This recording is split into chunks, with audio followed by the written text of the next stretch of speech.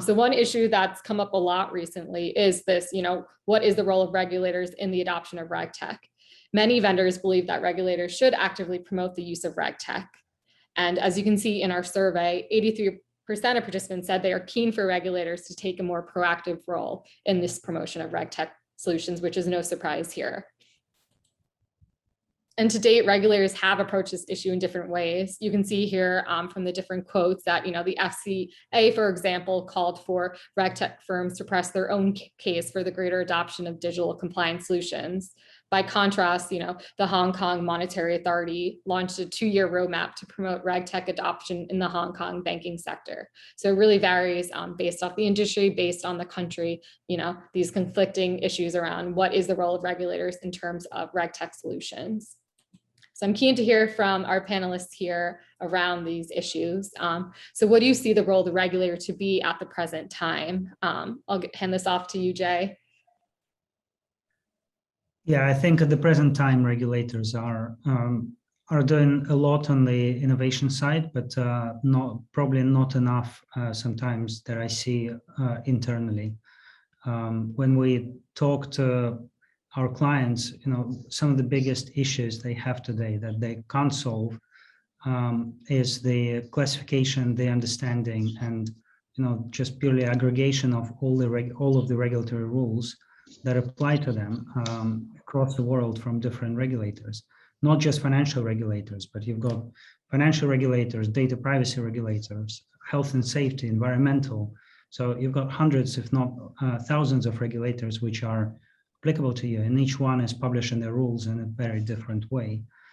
It's great to see sandbox environments from regulators, and we have seen a lot of innovation coming from those sandbox environments, from early licenses which were issued to smaller firms to operate in not gray markets, but markets which haven't been fully regulated yet. That led to a lot of innovation. We're seeing that in cryptocurrency, just generally decentralized finance and crypto markets. But I think, what I would like to see from regulators more is actually looking internally how they publish regulations and how they digitize them, how they bring them and make them easy to understand to the firms that they regulate. We have seen that in the tech industry, all the code is digitized, structured, and published via Git repositories, GitHub, Bitbucket, and there is a whole ecosystem on how to deploy that code into any environment you want at the click of a button.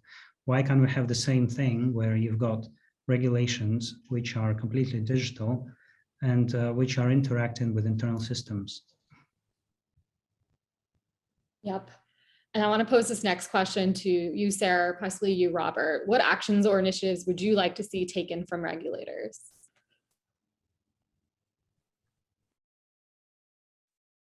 Oh, Sarah, I think you're on mute. Okay, so I was going to say you first, Robert. Okay. So thank you. So I think it's a very difficult position for a regulator, and I think, as Jay says, there are lots of different regulators, and it could be a call actually for a different type of body, because typically a regulator comes into a market when there's something that's not really performing as society wishes it to do so, and otherwise you try and sort of reduce the level of red tape. So I think maybe there's a different body that should come into being for this. But one of the things I liked, for example, in New Zealand, in the privacy arena, during lockdown, they actually did have the rule that shops and restaurants, etc., had to actually take certain data. Here, it was always actually typically, unfortunately, through the period, very uncertain. The actual situation was very few people had to. The government said they would like them to, but a lot of pubs and what have you thought they should do. And they were doing it in a very bad way in terms of personal data and privacy by design. In New Zealand, the privacy commissioner there, who's actually the preferred candidate to take over here at the ICO, which is fantastic. What they did there was they produced a privacy-friendly badge. And they said, right, for the pandemic, there's this particular thing that businesses need to do. There's a lot of uncertainty. We're going to make this badge available. We will create a 10-point plan that we check people against, and we'll give the solutions a privacy-friendly badge so that organizations can see, Okay, these, and there were some very non-technical solutions through to very technical solutions. And so I think there's a very good way that different regulators can take steps to not prioritize one particular vendor, but to enable that maturity on both sides of the vendors and of the de-risking and building confidence from the purchasing side. Yeah, I support that, Robert, and it's interesting you mentioned space for a new type of body, which is something that, we've been talking and thinking about. So and this question, the role of the regulator as well, I think in terms of RegTech and RegTech adoption, it sort of implies, maybe deliberately or not, that it's up to the regulators to support RegTechs. And my view is they have a role, but it's not just them. It's very much each type of party in the ecosystem. So firms themselves, vendors, regulators, lawyers. There's many sides on the table. In terms of initiatives, so I think it's crying out for collaboration. There needs to be a better understanding, and the regulators have been very active in terms of innovation and supporting that. But my sense is the question is being asked, what's next? Sort of moving into a next stage of maturity, if you like. So, looking forward to seeing what's coming through there, and equally, it's up to industry to be active in that space as well. But I think the other thought here is in terms of how has present day situation inspired momentum for RegTech. So so much has happened in the last 5 to 10 years. I mean, the amount of regulation itself, and then in response to that, the volume of technology and solutions, and that's good. But if you look at it from the regulator's perspective, how could they have adapted in response to that and keep up with their primary role?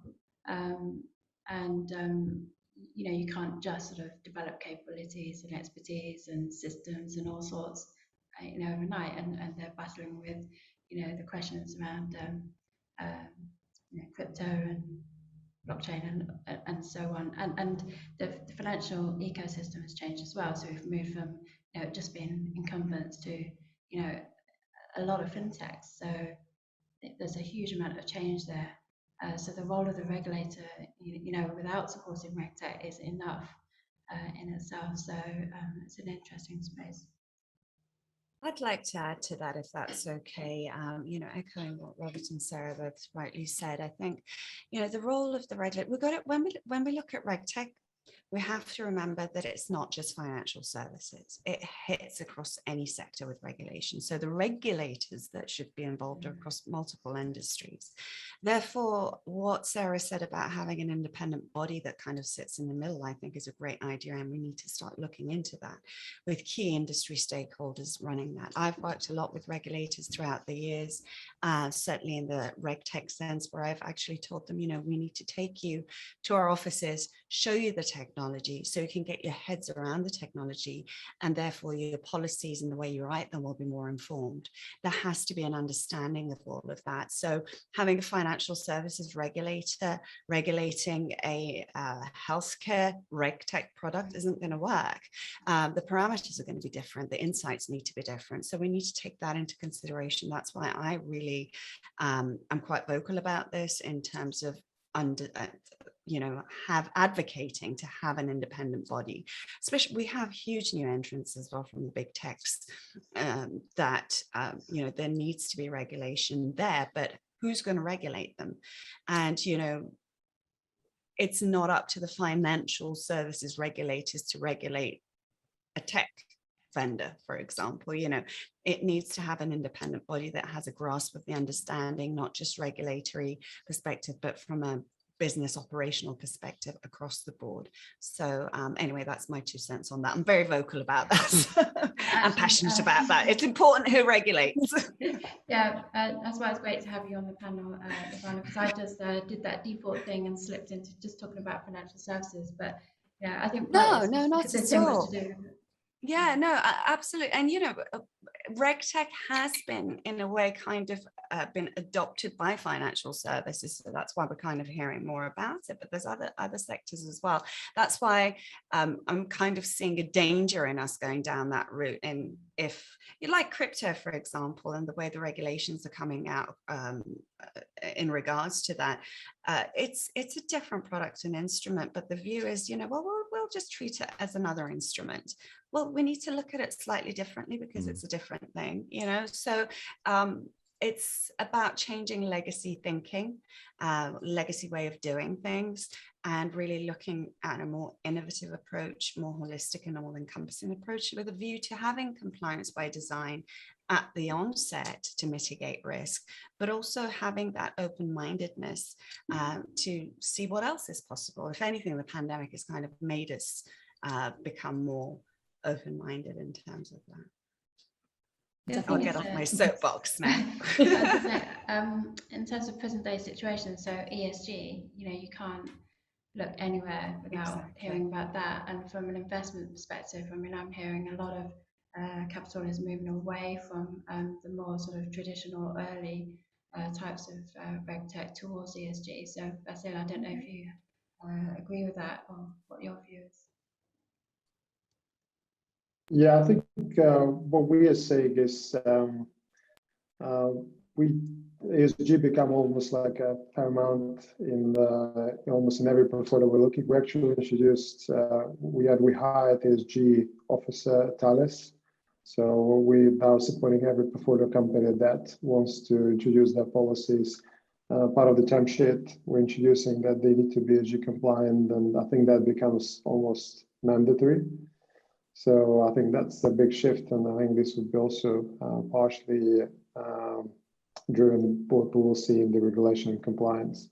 Coming just a few comments on some of the questions in terms of where we see the initiatives done by the regulators and what's happening. I think we've seen a few, and we've had lots of interesting comments from our panelists, and I totally agree with you. I think just to maybe emphasize a few that we come across and we see. So as we mentioned, I think now we see almost anything or everything becoming a computer. So we have smart toys, smart sort of cars, smart cities, smart grids. All that means that everything will be connected. And from that perspective, I think before the regulator was focusing on the consumer protection, but now the whole paradigm shift is going to data protection. So the whole model of safeguarding the client by making sure that their money or sort of assets not get lost and misappropriated. Now, the commodity being the data, then we'll see the whole shift in terms of how the financial decisions on monetizations and the security and privacy of the data will become paramount. So there will be lots of regulation on that side. Before, we've seen lots of capital regulation. Companies have capital control requirements in place. But now, going forward, what we'll see, and I think it has already been put in place in some geographies, is that algorithm compliance. So this would be involved in terms of the process automation. So regulators will be doing due diligence on the automated system before it's allowed to operate in the market, as Jay was referring to. Again, what we've seen is that most of the regulation and compliance was driven towards preventing bad behavior. And I think what we're seeing, and I think where the four regulators can set the system in place, is actually where good behavior is reinforced and rewarded, and sort of strengthening the quality of the financial networks. So again, going from the reactive side to proactive, I think all of those things is actually allowing to the fact that we're connected, and the data becomes the core ingredient out of that. So again, moving from reporting compliance to, let's say, API compliance is another big shift. So a better way in the future would be to the process of the API compliance where the regulator just can pull information directly and analyze and make their decision. So all of that is just creating a huge shift. And we're already seeing, I think Nirvana was mentioning regulatory earthquakes taking place, with lots of regulation taking place. and it will only get bigger and more complex. Hence, sort of the need of all the solutions that we see now coming to the market.